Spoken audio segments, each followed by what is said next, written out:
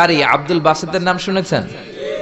ওনাকে নিয়ে মিশরের প্রেসিডেন্ট জামাল আব্দুল নাসের একবার সোভিয়েত ইউনিয়নে গিয়েছিল, যেটাকে আমরা বর্তমানে বলি রাশিয়া। কি বলি?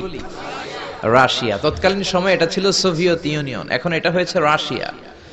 তো রাশিয়াতে যাওয়ার পরে মিশরের প্রেসিডেন্ট জামাল আব্দুল নাসের ওনার সব প্রেসিডেন্টদেরকে রাশিয়ার প্রেসিডেন্টের কাছে পরিচয় করায় দিচ্ছে যে এটা আমার হোম মিনিস্টার, এটা আমার ফিনান্স মিনিস্টার, এটা আমার এডুকেশন মিনিস্টার, এটা এই মন্ত্রী, এটা ওই মন্ত্রী, এটা ওই মন্ত্রী।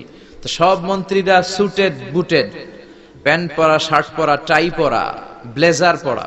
কিন্তু কারি আব্দুল বাসেত ব্লেজার পরতেন না, উনি জুব্বা পরতেন। তো রাশিয়ার প্রেসিডেন্ট বলে, আপনার এইটা আবার কোন মন্ত্রী? সব মন্ত্রীর পোশাক একরকম, এর পোশাক আরেক রকম, এটা কোন মন্ত্রী?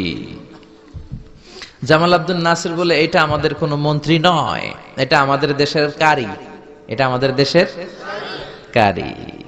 রাশিয়ার প্রেসিডেন্ট বলে, কারি আবার কি? কারণ এরা কারি জিনিসটা কি এটা জানে না, এটা তারা বুঝে না। তো জামাল আব্দুল নাসির বলল যে আমাদের যে পবিত্র ধর্মগ্রন্থ আছে আল কোরআন আল করিম, এই আল কোরআন আল কারীম উনি চমৎকার করে আবৃত্তি করতে পারে, আর আমরা সেটা শুনি, আমাদের হৃদয় ঠান্ডা হয়ে যায়। তো রাশিয়ার প্রেসিডেন্ট বলে, আজকে রাতে তো আমাদের একটা পার্টি আছে, নাইট পার্টি। কি পার্টি? এখানে নৈশ ভোজ হবে, খাওয়া দাওয়া হবে, আর হবে বেলি ড্যান্স। কি হবে? রুব্বানে নাচে কোমর দুলাইয়া।